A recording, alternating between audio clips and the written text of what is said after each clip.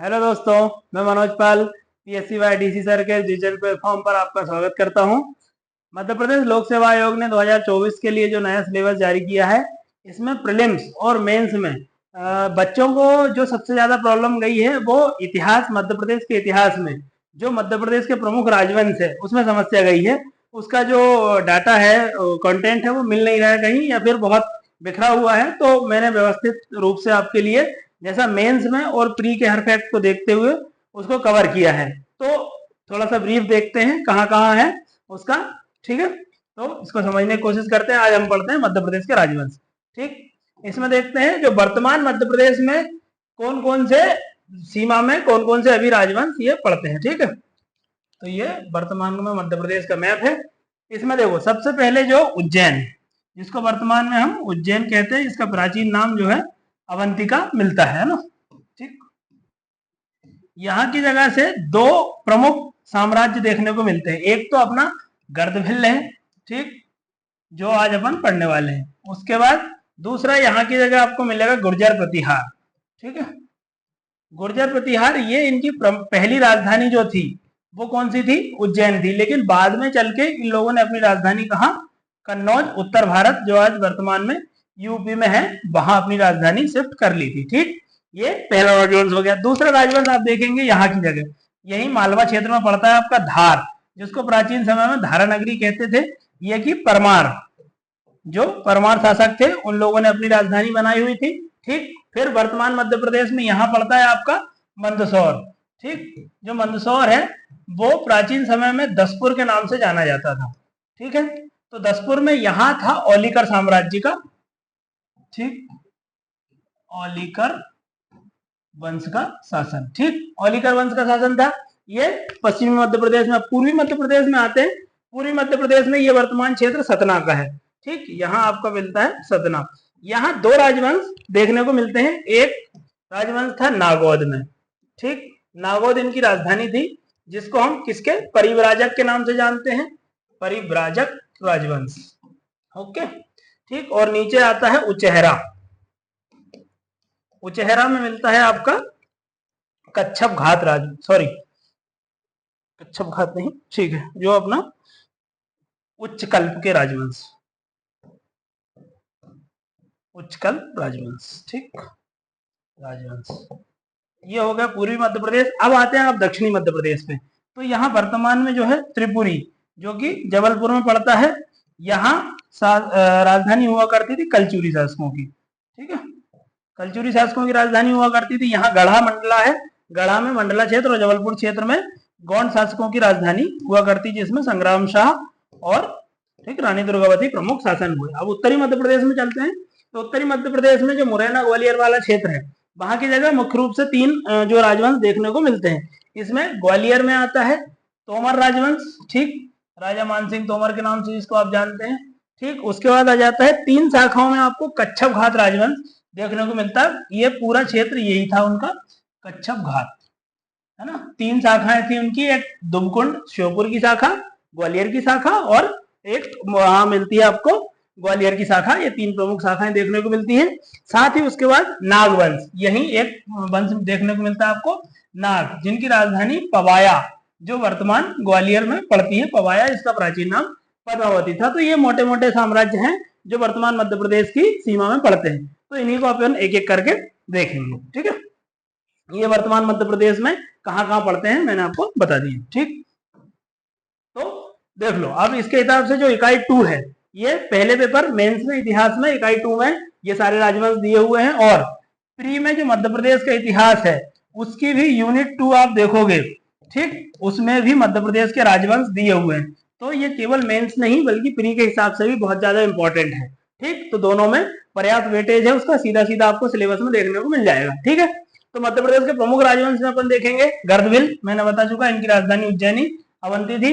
उसके बाद नागवंश, ग्वालियर पवाया इनकी राजधानी थी। औलिकर मंदसौर, दसपुर में इनका साम्राज्य फैला हुआ था। परिव्राजक राजवंश, सतना में नागौद इनकी राजधानी थी। उसके बाद उच्चकल उचेहरा, सतना में इनकी राजधानी थी। गुर्जर प्रतिहार, पहली राजधानी इनकी उज्जैनी थी। उसके बाद ये उत्तर भारत में कन्नौज ले गए। उसके बाद कलचुरी त्रिपुरी, जो कि जबलपुर में पड़ता है, इनकी राजधानी थी। चंदेल, इनकी राजधानी खजुराहो बुंदेलखंड में पड़ती है। परमार इनकी राजधानी, ठीक, धारा नगरी थी राजा भोज के समय। तोमर ग्वालियर क्षेत्र में था, ग्वालियर इनकी राजधानी।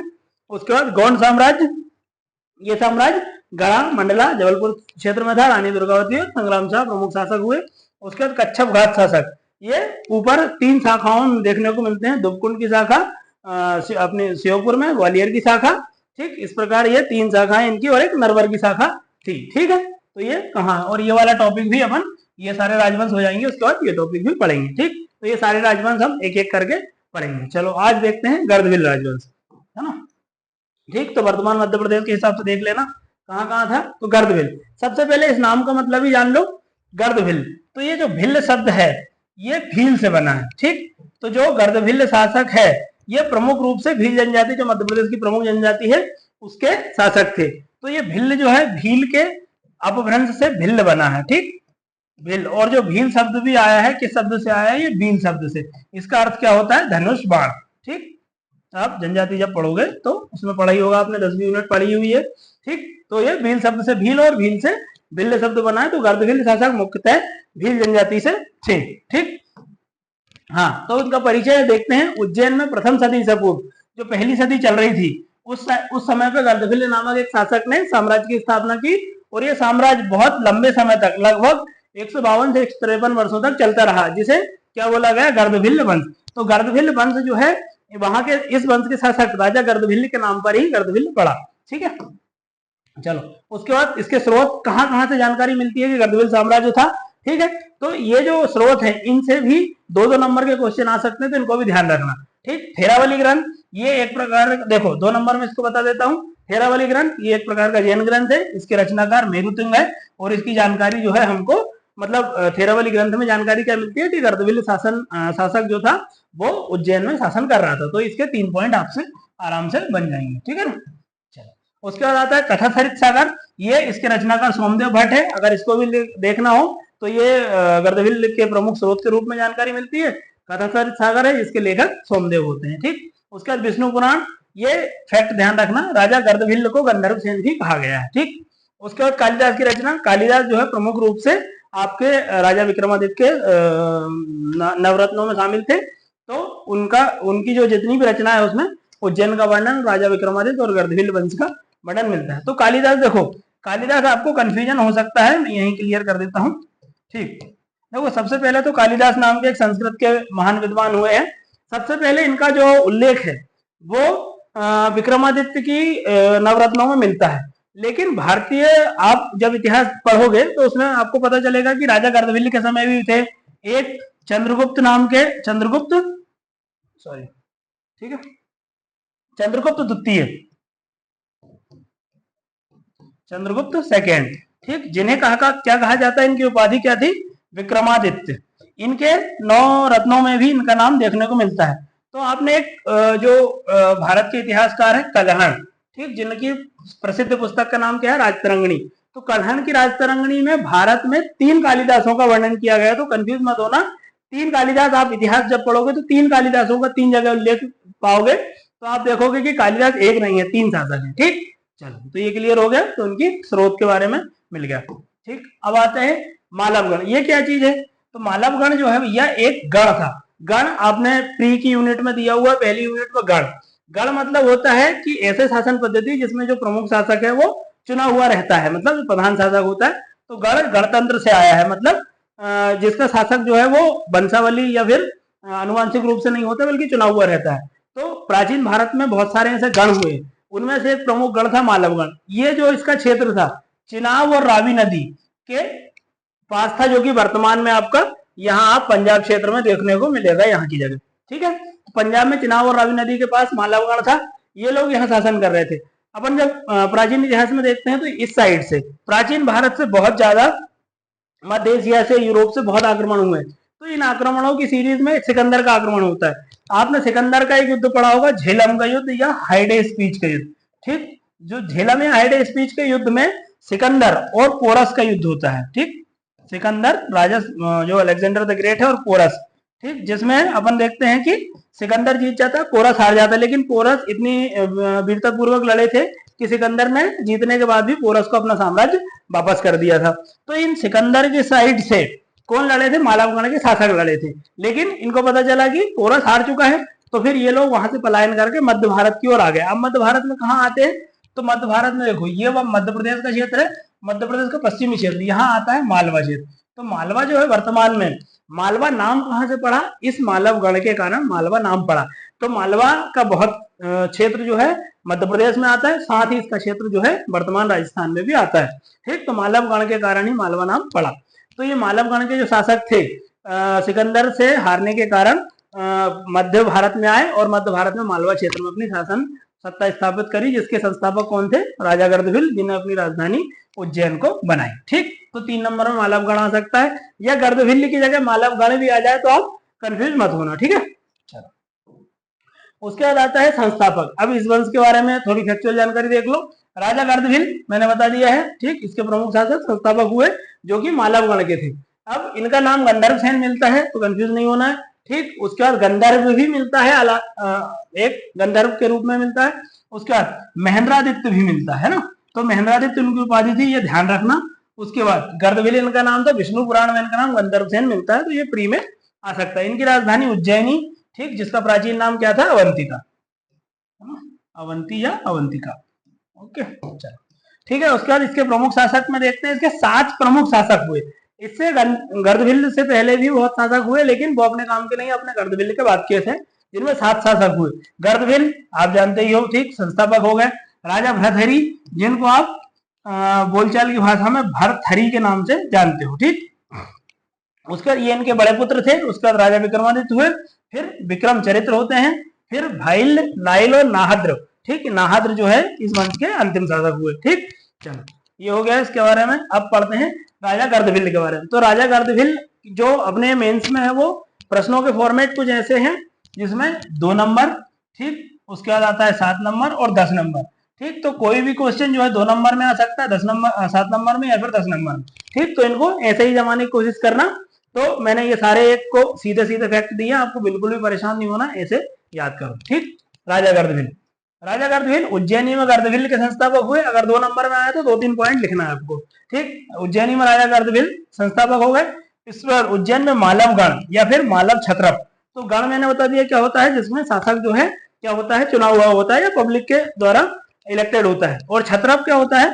ये जो क्षत्रप प्रणाली है प्राचीन भारत की एक प्रमुख प्रणाली है, जिसमें क्या होता है, छोटे छोटे कबीलों के रूप में, छोटे छोटे राज्य के रूप में शासन करते हैं। वो प्रणाली क्षत्रप प्रणाली कहलाती है। इस क्षत्रप प्रणाली की शुरुआत शक शासकों ने की थी। ठीक, तो जब गर्दभिल यहाँ उज्जैनी में शासन कर रहे थे, उस समय उत्तर भारत में, पश्चिमोत्तर भारत में कौन? शक लोग भी शासन कर रहे थे, तब वहां पे क्षत्रप प्रणाली भी आ गई थी, तो इसको भी ध्यान रखना। ठीक, तो उज्जैन में मालवगण या मालव क्षत्रप की स्थापना करते हैं। इनकी जानकारी बता दिया पहले, जानकारी के सारे स्रोत थेरावली जैन ग्रंथ है, इसकी रचना मेरुतु ने की। इसके सिक्के, इनके सिक्कों की जो इकाई थी मासा थी, ये ध्यान रखना। ठीक, मासा इनके सिक्कों की इकाई थी, जो कि चांदी के होते थे, और ये 3-4 मासा के यहाँ सिक्के प्राप्त होते हैं। ठीक, इनके पुत्र कौन कौन थे? भरथरी और विक्रमादित्य। देखो इनकी 7 पत्नियां थी, 7 पत्नियों से 7 पुत्र उत्पन्न हुए और 2 पुत्री, लगभग इनके 9 पुत्र थे, है ना। तो इनके जो राजा विक्रमादित्य के दरबार में आप नवरत्न देखोगे, तो नवरत्नों में मैक्सिमम जो है वो राजा गर्दभिल के ही पुत्र थे। 3 प्रमुख पुत्र थे, एक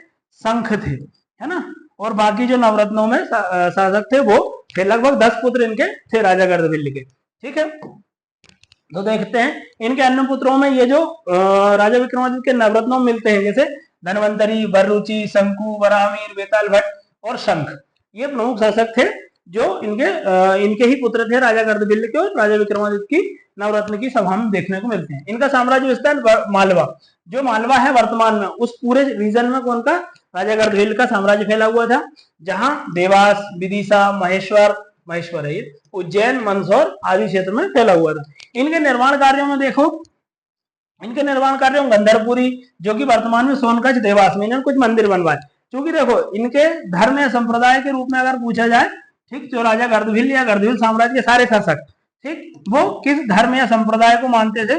तो हिंदू धर्म तो थे ही, साथ ही ये शैव धर्म को मानते थे। मतलब ये लोग जो है शिव के उपासक थे। ठीक, तो ये शिव, यहाँ सोनकच्छ, देवास, गंधर्वपुरी में क्या शिव मंदिर बनवाया, और अपने ही नाम से गर्दभील मंदिर भी बनवाया, और उज्जैन में भी छोटे छोटे शिव मंदिर है, वहां भी देखने को मिलते हैं। ठीक, तो ये ध्यान रखना, राजा गर्दभील या तो 2 नंबर में, 7 नंबर या 10 नंबर में आ सकते हैं। तो मैंने ये पूरी तीनों फॉर्मेट के साथ आपको बता दिया है। ठीक, चलो उसके बाद अगले आते हैं राजा भर्तहरि, ये आप जिनको भर्तहरि के नाम से जानते हो। ठीक है, चलो एक छोटी सी कहानी रह गई है इसमें, राजा गर्दभील में। ठीक, तो राजा गर्दभील की जो कहानी है वो कुछ इस प्रकार है कि राजा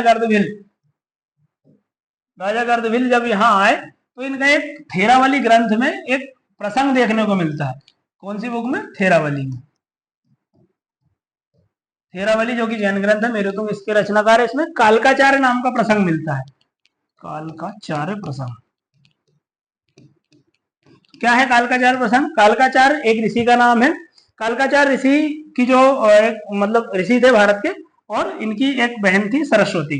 ठीक है, तो इनकी सरस्वती बहन थी, इस सरस्वती से गर्दभील का प्रेम हो गया। ठीक है, तो जो गर्दभील है राजा सरस्वती से विवाह करना चाहते थे। ठीक, तो उन्होंने अपने कालकाचार्य के सम्मुख अपना प्रस्ताव रखा कि मुझे सरस्वती से विवाह करना है, लेकिन कालकाचार्य जो है गंधर्ववील से अपनी बहन की शादी नहीं करना चाहते थे। तो उन्होंने क्या किया, राजा गर्दभील ने सरस्वती का अपहरण कर लिया। सरस्वती का अपहरण से क्या होता है, कालकाचार्य रुष्ट हो जाते हैं, उनको क्रोध आ जाता है बहुत ज्यादा कि मतलब ऐसा कैसे कर सकते हो तुम। तो कालकाचार्य जो है वो शकों के पास जाते हैं, बोलते हैं कि ये राजा गर्दभील ने ऐसा कर दिया, अपने को राजा गर्दभील से बदला लेना है। ठीक, तो शक राजा गर्दभील पर आक्रमण करते हैं, और राजा गर्दभील से इनका युद्ध होता है, और राजा गर्दभील से युद्ध के बाद राजा गर्दभील को पराजित कर देते हैं। ठीक है, तो ये सारी जो कहानी का वर्णन मिलता है, और फिर राजा गर्दभील को उससे निकाल देते हैं, और शकों का यहाँ पे शासन हो जाता है। ठीक, तो अब देखना, यहाँ शकों का शासन हो गया कहाँ? उज्जैन पर, राजा गर्दभील को हरा के। ठीक, ये शक शासन करने लगे। ठीक, अब शकों के एक शासक होते हैं रुद्रसेन तृतीय। रुद्रसेन तृतीय, ठीक, ये नाम ध्यान रखना। अब रुद्रसेन तृतीय शासन करते हैं, उस समय तक राजा भर्तहरि का शासन निकल जाता है, और फिर राजा विक्रमादित्य का शासन आता है। तो राजा विक्रमादित्य अपने इस विजय अभियान के दौरान विक्रमादित्य अपने विजय अभियान के दौरान रुद्रसेन तृतीय को परास्त कर देते हैं, और यहां से हरा देते हैं इसको, रुद्रसेन को, और अपनी जो राजधानी क्या है वापस उज्जैन बना लेते हैं। ठीक है, उज्जैन अपनी राजधानी बनाई। उज्जैन के बाद इन्होंने राजधानी बनाई और उज्जैन में शासन प्रारंभ किया। जब इनको शकों को ये हराते हैं राजा अपने विक्रमादित्य, तो ये एक विक्रम संवत की शुरुआत करते हैं। ठीक है, विक्रम संवत, जिसे आप अभी पिछली बार प्री में आया था, आपको याद हो, कृत संवत या मालव संवत के नाम से भी जाना जाता है। मालव संवत, मालव संवत क्यों? क्योंकि मालव गण के थे, कृत संवत बोलते हैं, और विक्रम संवत तो इनके नाम पे ही विक्रम संवत है। ठीक, तो ये कब शुरू किया था इन्होंने? 57 BC में, मतलब ईसा पूर्व में ये प्रारंभ किया था। ठीक, तो कहीं कहीं ये 58 ईसा पूर्व भी देखने को मिलता है। ठीक है, तो इससे कंफ्यूज नहीं होना है ना। चलो,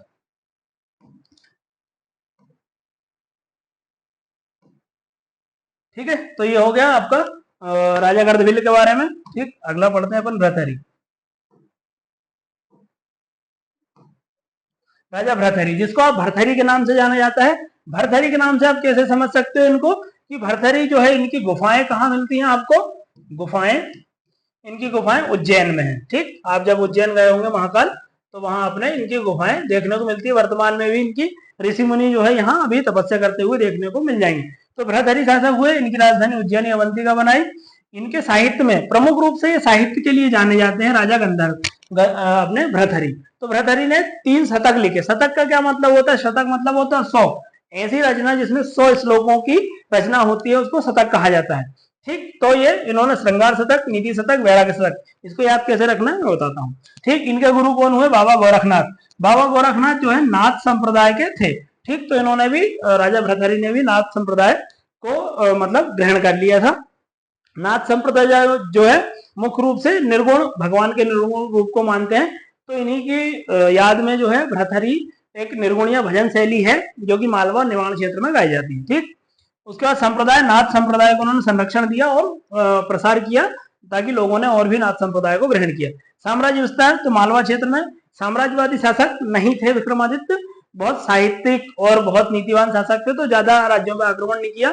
जो इनके पिता से साम्राज्य मिला था उसी को इन्होंने कंटिन्यू किया, जिसमें उज्जैन, देवास, मंदसौर, विदिशा ये प्रमुख क्षेत्र आपके आते हैं। ठीक है, उसके बाद रानी पिंगला की कहानी। तो रानी पिंगला की देखो कहानी, रानी पिंगला राजा विक्रमादित्य की राजा भरथरी की पत्नी रहती है। ठीक, तो इनसे रानी पिंगला की कुछ इस प्रकार कहानी है कि भरथरी, ठीक है, से इनकी शादी होती है रानी पिंगला की।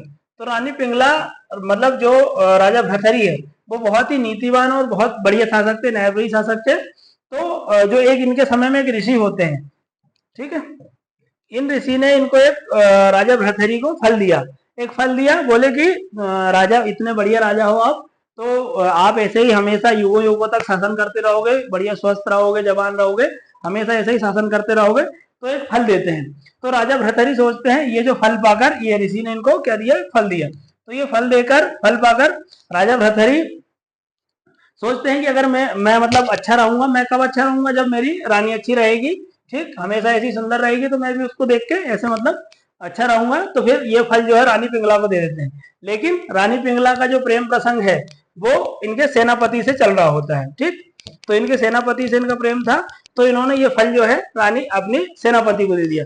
अब सेनापति ने सोचा कि इस फल को खाकर मैं क्या करूंगा, तो इनका जो सेनापति का ये प्रेम था वहां की उज्जैनी की नगर वैश्या या फिर गणिका से इनका प्रेम प्रसंग था। तो उन्होंने सोचा कि जब मेरी प्रेमिका अच्छी रहेगी तो मैं भी बढ़िया रहूंगा, तो इसलिए उन्होंने क्या किया, जो फल था वो वैश्या को दे दिया। अब वैश्या ने सोचा कि मेरा जीवन तो ऐसा है, तो मैं इस फल को खाकर क्या करूंगी, मैं अच्छी रहकर क्या करूंगी, तो इन्होंने जो फल है वापस से इसको राजा भरथरी को सौंप दिया। तो राजा भरथरी के पास ये फल वैश्या ने, गणिका ने कुछ इस प्रकार कहकर दिया कि राजा आप ये फल खाओगे तो हमेशा ऐसे ही सुंदर, जवान और नीति रूप से शासन करते रहोगे। तो फिर राजा भरथरी को अचरज हुआ कि ये फल तो मेरे ही पास से गया था, ये यहाँ से घूम के मेरे पास कैसे आ गया। तब ये पूरा इस चेन का पता लगाते हैं, तो राजा भरथरी को बहुत ज्यादा गुस्सा होता है और फिर वो छोड़ के अपना वैराग्य धारण कर लेते हैं। तो सबसे पहले जब रानी, जो राजा भरथरी है, उनकी 3 रचनाओं के बारे में मैंने बताया था, तब जो राजा भरथरी है वो अपने रानी के प्रेम में रहते हैं, तब वो श्रृंगार शतक की रचना करते हैं। ठीक, उसके बाद जब वो राजा बनते हैं, तो वो एक नीतिवान शासक के रूप में शासन करते हैं, तो नीति शतक की रचना करते हैं। और नीति शतक के बाद जब वो वैराग्य धारण कर लेते हैं तो वैराग्य शतक की रचना करते हैं। ठीक है, तो ये इस प्रकार इनकी तीनों रचनाएं हैं। तो इन तीनों रचनाओं को एक साथ शतक त्रयी के रूप में जाना जाता है, ये ध्यान रखना है ना। तो ये शतक त्रयी के नाम से भी पूछा जा सकता है, मतलब शतकों की 3 त्रयी, है ना। ठीक, तो 3 ग्रंथ शतकों के लिखे। पहला श्रृंगार शतक प्रेम, और इसमें प्रेम के बारे में लिखा गया। नीति शतक नीतिवान राजा के रूप में अपने आप को दर्शाया है, और एक राजा कैसे किस प्रकार नीतियां के माध्यम से कुशल शासन कर सकता है। उसके बाद वैराग्य, जब रानी पिंगला से इनका वियोग हो जाता है तो फिर वैराग्य धारण वो कर लेते हैं। ठीक है, तो ये हो गया। उसके बाद आता है रानी पिंगला की कहानी हो गई। उसके बाद इनका अन्य नाम जो है भरथरी, मैंने बता चुका हूं आपको। इनकी गुफाएं कहाँ है, उज्जैन में हो गया। इनकी जो समाधि है वो रणथंभौर अलवर या 2-3 जगह मिलता है, अलवर या फिर राजस्थान में इनकी जो है क्या थी, समाधि वर्तमान में है। ठीक, तो मालवा में जो है निर्गुणिया भजन शैली के रूप में इनके लोकगीत किस नाम से, भरथरी के नाम से गाए जाते हैं, है ना। कहाँ कहाँ, निमाड़ में और मालवा में। ओके, चलो इसके बाद अब आते हैं सबसे इंपॉर्टेंट शासन जो है राजा विक्रमादित्य। राजा विक्रमादित्य हमारे लिए इंपॉर्टेंट क्यों हो जाते हैं, क्योंकि आप देख रहे होंगे कि वर्तमान में जो है हमारी सांस्कृतिक चीजों का बहुत ज्यादा उभार। राजा विक्रमादित्य, ठीक है, राजा विक्रमादित्य राजा भरथरी के बाद शासक बनते हैं। इनका शासनकाल 57 ईसा पूर्व से 19 ईस्वी तक रहता है। लगभग 60 से 62 वर्ष का इनका शासन रहता है।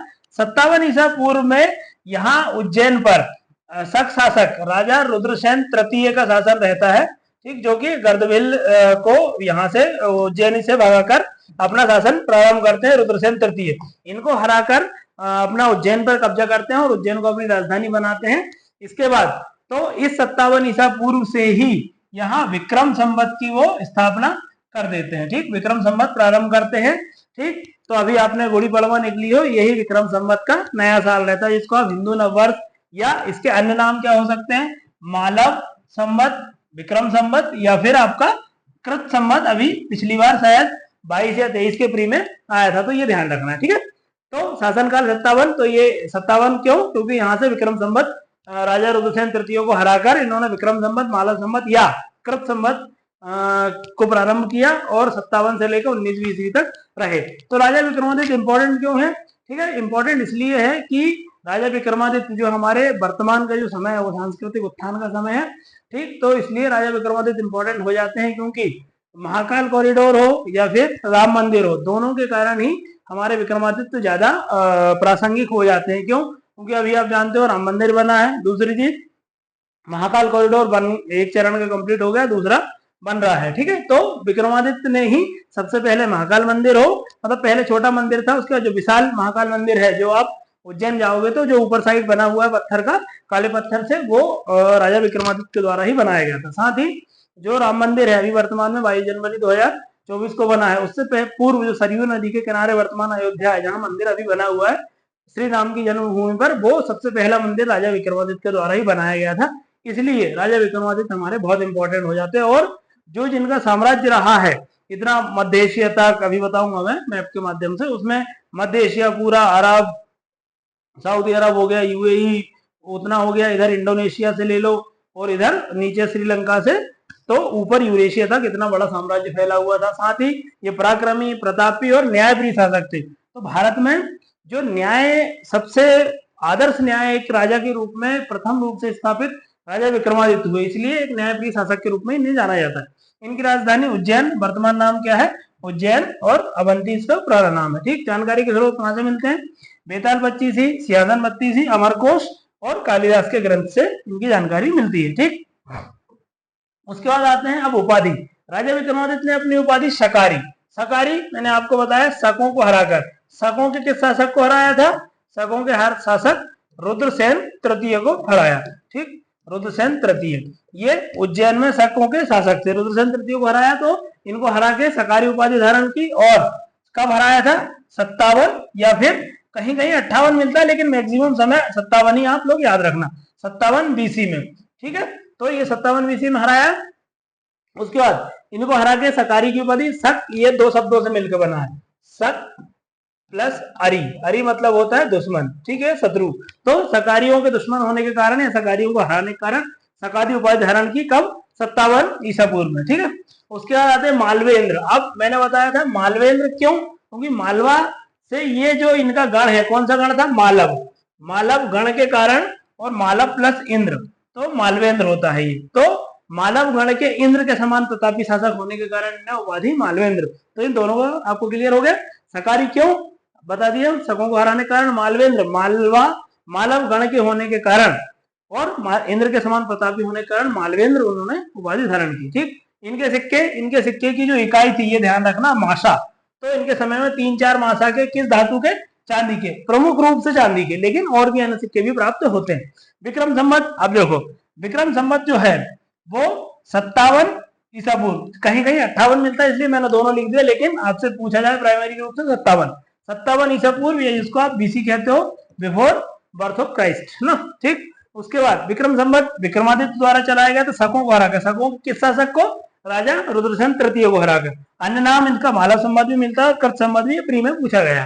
ठीक है, तो ये हो गया। अब विक्रमादित्य ने इसको शकों को हराने के बाद संवत चलाया था। अब वर्तमान समय में आप ये कमेंट करके बताना कि वर्तमान समय में विक्रम संवत का कौन सा ईयर चालू हुआ है। अभी ये नवरात्रि चल रही है, इससे जो पहला दिन था गुड़ी पड़वा या प्रथमा जिसको कहते हैं, उस समय में नया वर्ष अपना चालू हुआ। इसको हिंदू नव वर्ष के रूप में वर्तमान में भी बहुत ज्यादा प्रचारित किया जा रहा है। ठीक, हिंदू नव वर्ष या हिंदू संवत के नाम से भी जाना जाता है। ठीक है, तो कौन सा वर्ष चल रहा है? तो अभी जो शुरू हुआ है वो 2081 शुरू हुआ है, ये ध्यान रखना है ना। ठीक है, चलो उसके बाद आता है अब अपना इनका साम्राज्य देख लो। तो इनका साम्राज्य यहाँ लगभग ये इंडोनेशिया और ये अपना इंडो चाइना के प्रायद्वीप से लेकर इधर ये पूरा अरब, यहाँ सऊदी अरब है आपका, ठीक, ओमान, यमन, कतर, ये सारा ये पूरा इधर, और यहाँ से ये यूरेशिया लगभग आधा अपना यूरोप तक पहुंच गया है, और आधा अपना रूस ले लिया है। पूरा भारत तो है ही, और यहाँ से ये नीचे श्रीलंका तक ये इनका इतना बड़ा साम्राज्य फैला हुआ था। तो ये वर्तमान में इसलिए भी हो जाता है कि भारत के आत्मगौरव को बढ़ाने के लिए भी अपन दुनिया को ये दिखा सकते हैं कि मतलब हम भी ऐसा कम नहीं है, कि ये देख लो इतना बड़ा साम्राज्य हमारे एक शासक का मिलता है। तो ये ऐसा मतलब मन से बनाया हुआ नहीं है, एकदम साइंटिफिक है, अरब की भी कुछ पुस्तकों में इनके राजा विक्रमादित्य के अरब तक शासन होने के प्रमाण भी मिलते हैं। ठीक है, चल उसके बाद अब इनकी उपलब्धियां देखो। राजा विक्रमादित्य पर तो एक 10 नंबर का क्वेश्चन आ ही सकता है, साथ ही इनकी उपलब्धियों को लेकर या फिर इनके जो है नवरत्नों को लेकर भी एक अलग से क्वेश्चन आ सकता है।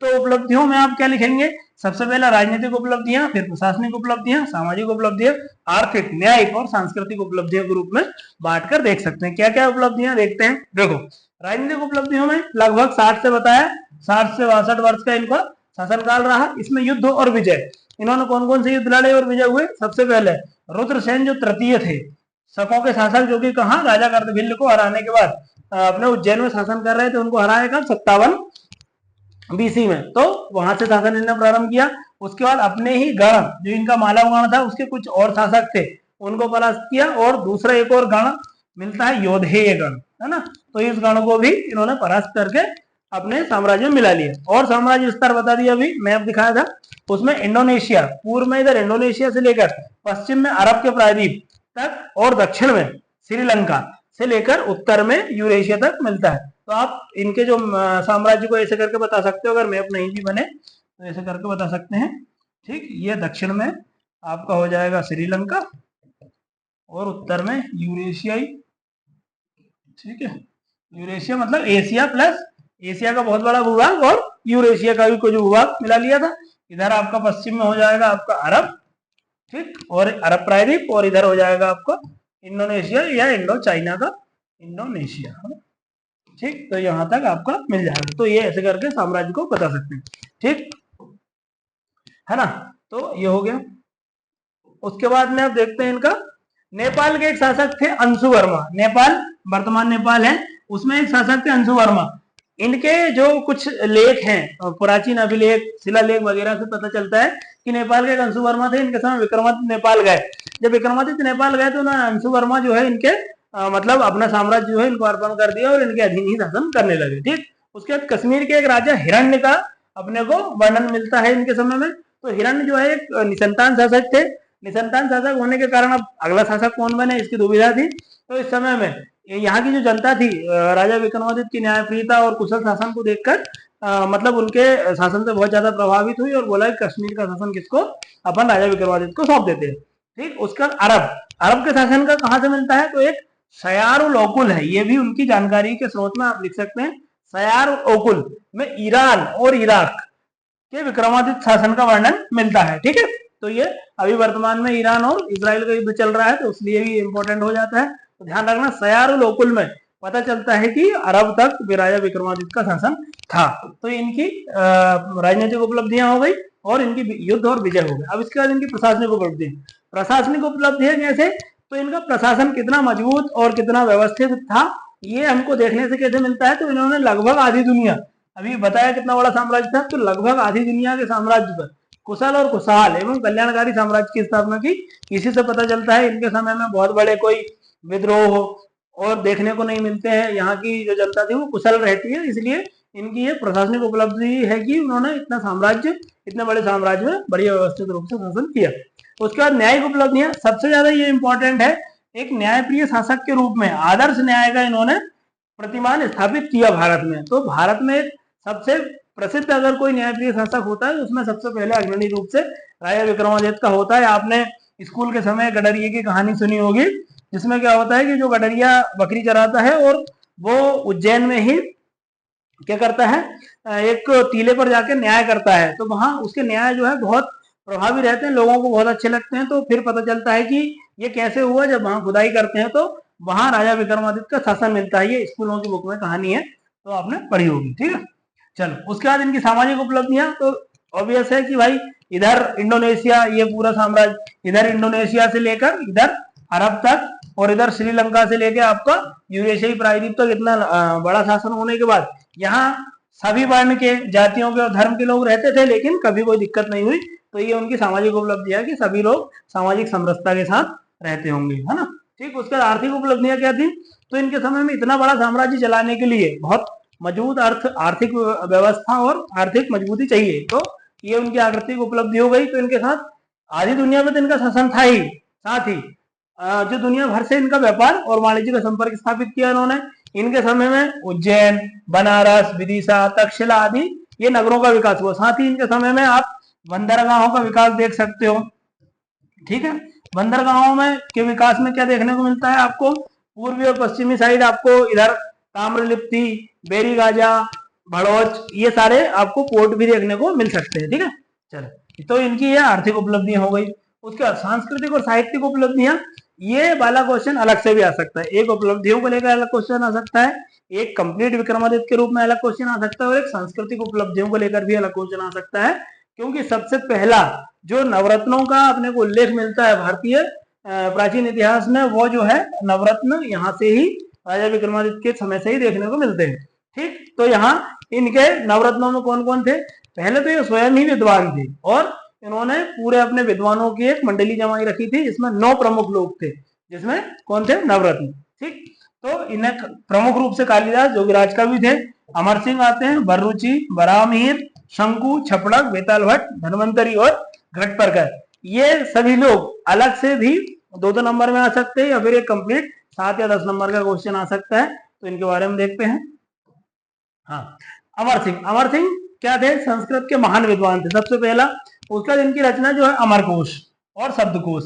अब अमरकोश जो रचना है वो क्या है, एक प्रकार की डिक्शनरी है, ये पूरा शब्दकोश है। तो मतलब अपना भारतीय इतिहास भी इतना समृद्ध रहा है कि जो आज वर्तमान में आप इनकी डिक्शनरी देखते हैं, इंग्लिश, हिंदी ये वाली, तो भारत में भी ऐसा मतलब पहले से कॉन्सेप्ट है कि अपने यहाँ भी डिक्शनरी हुआ करती थी। इसके रचनाकार कौन हुए, राजा अमर सिंह। और फिर दूसरी शब्दकोश, इनकी उपाधि जो है पंडितों का पंडित, मतलब ये इतने ज्ञानी थे कि इनको पंडितों का पंडित कहा जाता था। ठीक है, बर्रुचि आते हैं दूसरे, तो ये सारे 2-2 नंबर में आ सकते हैं। देखो ये जो फैक्ट लिखे ये तो है ही, उसके बाद मैं 2 फैक्ट एक्स्ट्रा आपको बता देता हूँ, जो कि सभी जो नवरत्न है सब में कॉमन लिख सकते हो। क्या, ये तो राजा विक्रमादित्य के दरबार में रहते थे। ठीक है, एक फैक्ट ही हो गया, विक्रमादित्य के दरबार में थे। दूसरा, ये कहाँ रहते थे, उज्जैन की सभा में। तो ये दोनों आप लिख सकते हो, और बाकी इनके बारे में तो ये है ही। ठीक है, चल, बर्रुचि संस्कृत के प्रसिद्ध व्याकरण के आचार्य थे, मतलब ये व्याकरण के ज्ञाता थे। ठीक, कवि भी थे और संगीतकार थे, लेकिन सबसे ज्यादा इनकी जो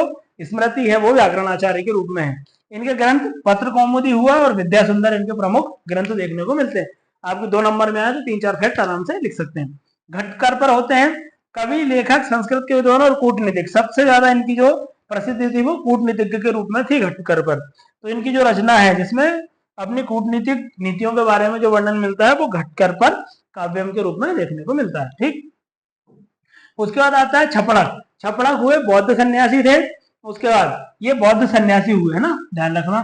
ठीक, उसके बाद ये नानकार्स कोश इनका क्या है, एक प्रसिद्ध ग्रंथ है ना। ठीक, उसके बाद आते हैं धन्वंतरी। धन्वंतरी को आप सब लोग जानते हैं, एक आयुर्वेदाचार्य थे ये। ठीक, आयुर्वेद के महान कहता है, आयुर्वेद के जनक, आयुर्वेद के जनक के रूप में जाना जाता है इनको।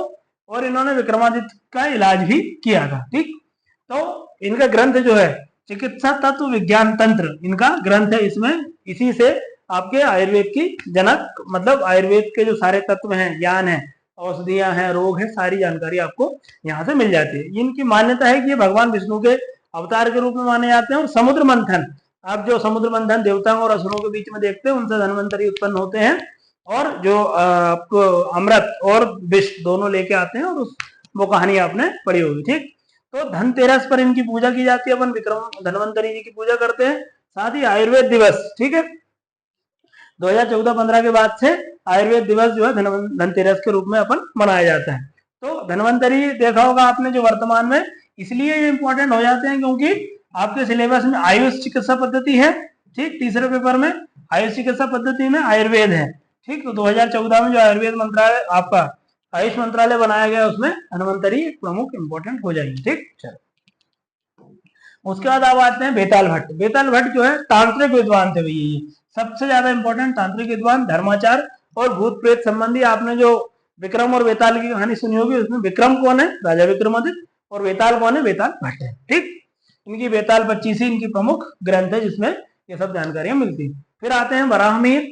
बराहमीर प्रमुख खगोल शास्त्री हुए, ज्योतिष के आचार्य हैं, और इनके ग्रंथ जो है पंच सिद्धांतिका, बृहद संहिता, बृहद जातक, लघु जातक, ये कई बार प्री में आ चुकी है, इसलिए ध्यान रखना। ठीक, और इनमें से एक अलग से भी 2 नंबर में कोई भी रचना आ सकती है। तो इनके सारे नवरत्नों के ग्रंथ भी आपको याद रखने हैं। शंकु नीति शास्त्र के ज्ञाता और वास्तुशास्त्र, जो नीति शास्त्र मतलब शासन करने की जो नीतियां रहती है उसके ज्ञाता थे। और वास्तुशास्त्र, वास्तुशास्त्र क्या होता है, जो भवन और जो स्थापत्य बनता है उसमें जो ज्ञान लगता है, स्थापत्य, ठीक है, स्थापत्य जो रहता है उसमें वास्तुशास्त्र के प्रमुख थे। इनका जो ग्रंथ है भुवनाभ्युदम है, ठीक। दो, एक नीति शास्त्र और वास्तुशास्त्र क्या है, ये ज्ञाता हुआ, ठीक।